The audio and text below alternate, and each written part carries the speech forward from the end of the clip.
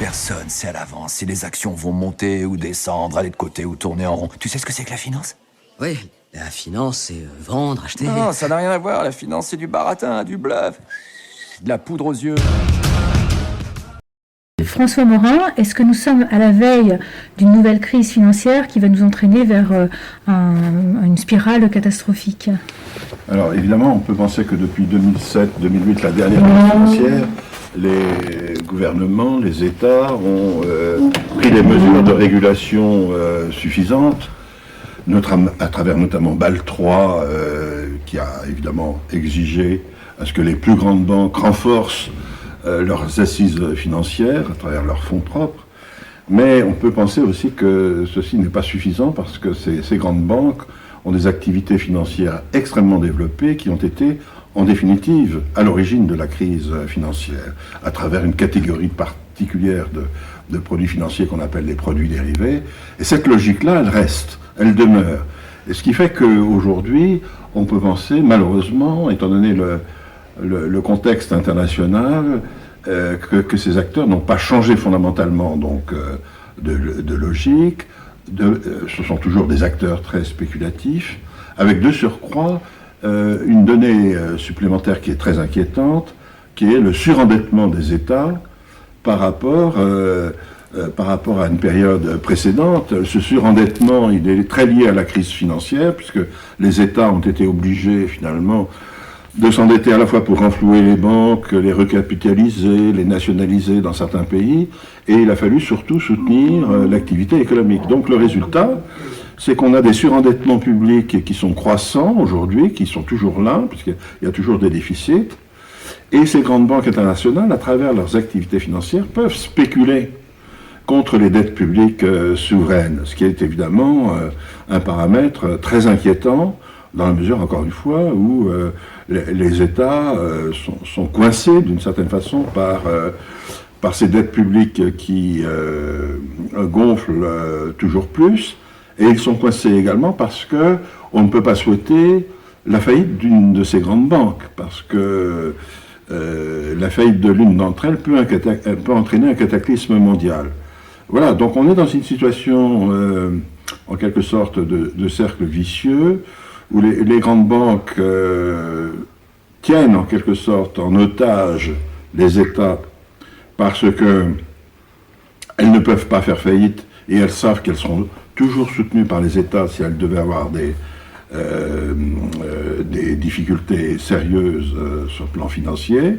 Et puis de l'autre côté, les États sont coincés par leurs dettes souveraines, leurs dettes publiques, qui sont très liés au déficit que ces États font toujours, et les États sont donc soumis au jugement des marchés financiers et aussi donc des grands acteurs de ces marchés. Donc on est dans une situation où malheureusement, avec des logiques d'acteurs qui sont restés finalement les mêmes, même si on leur a serré un peu le kiki, mais à peine, et d'autre part avec des situations de surendettement des États, qui font que cette situation peut amener à ce qui est l'éclatement de ce qu'on appelle aujourd'hui la bulle obligataire publique mondiale, puisque les États-Unis, comme le Japon, la Grande-Bretagne ou les pays de la zone euro, sont tous des pays surendettés comme États, donc ils ont des dettes publiques très importantes, et comme les marchés sont globalisés à l'échelle planétaire, on peut parler d'une bulle globale, public, qui peut exploser au moindre relèvement, par exemple, de taux d'intérêt un peu brutal. À ce moment-là, il est clair que vous avez des bilans de banques qui peuvent sauter parce que la valeur des titres en question, que ces banques détiennent, va s'effondrer. Donc voilà, on est dans une situation qui est quand même très difficile.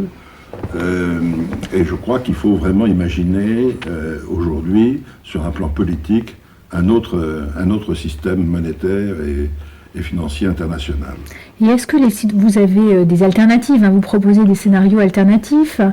Alors, bien sûr, je ne suis pas le seul à imaginer de tels scénarios, mais de plus en plus d'économistes pensent qu'il faut une nouvelle architecture monétaire internationale qui permettrait probablement en grande partie de résoudre les questions d'instabilité monétaire et financière internationale.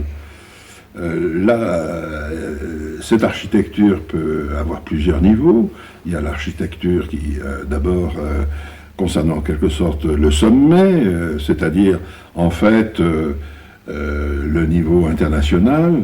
Keynes avait eu, en 1944, une excellente idée avec l'idée de créer le Bancor, c'est-à-dire une monnaie commune, pas unique, mais une monnaie commune à l'échelle internationale, c'est-à-dire une monnaie qui serait en quelque sorte la référence pour toutes les monnaies nationales, et les monnaies nationales seraient dans des rapports fixes avec cette monnaie commune internationale qui serait gérée par un institut d'émission international, ce qui suppose évidemment à ce moment-là que la communauté internationale soit davantage rassemblée et puisse légitimer, si possible le plus démocratiquement possible, une telle instance. On en est loin, bien sûr, mais il faudrait aller dans ce sens le plus rapidement possible pour permettre une nouvelle régulation monétaire et financière internationale et qui éviterait pas mal de formes de spéculation qui aujourd'hui existent dans le monde sur les monnaies et sur les produits dérivés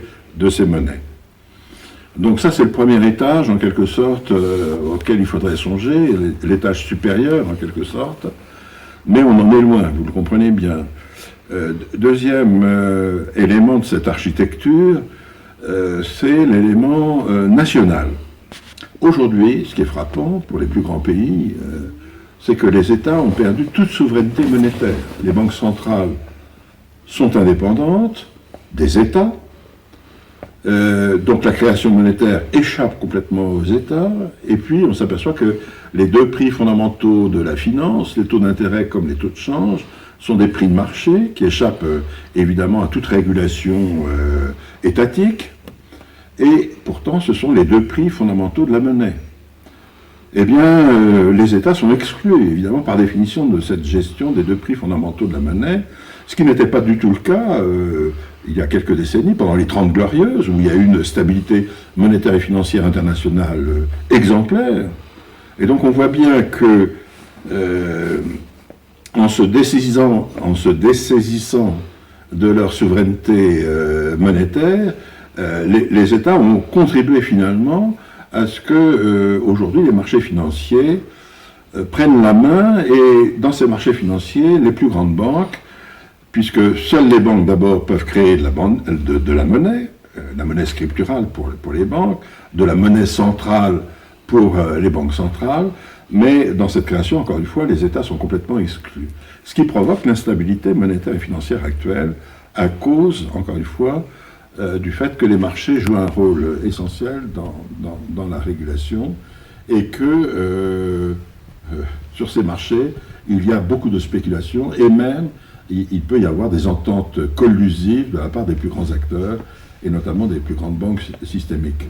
Donc on marche sur la tête avec ce système, et donc il faut que d'une façon ou d'une autre, les États, à cet étage-là, retrouvent leur souveraineté monétaire. Alors évidemment, c'est compliqué parce que on est dans un cadre global, donc il faut articuler monnaie commune de type keynésien avec monnaie nationale où les États retrouvent leur souveraineté. Alors enfin, si vous voulez, le dernier élément de ce système monétaire international, de cette architecture, serait évidemment de favoriser au maximum le développement de monnaies locales. Le développement des monnaies locales qui, depuis, disons, une dizaine d'années, prennent un essor absolument extraordinaire. Et là, on voit bien à ce niveau-là que ces monnaies-là, comme du reste les autres monnaies, remplissent une fonction politique éminente, puisqu'on voit le lien qui peut exister entre la façon dont on pense une monnaie locale avec la démocratie, puisque très souvent ces monnaies sont portées par des collectifs de personnes qui ont des projets en tête et qui se servent du crédit que permettent ces monnaies locales pour développer leurs projets locaux. Donc c'est un élément tout à fait essentiel pour compléter cette architecture monétaire internationale. Merci beaucoup. Personne sait à l'avance si les actions vont monter ou descendre, aller de côté ou tourner en rond. Tu sais ce que c'est que la finance? Oui, La finance, c'est vendre, acheter. Non, ça n'a rien à voir. La finance, c'est du baratin, du bluff. De la poudre aux yeux.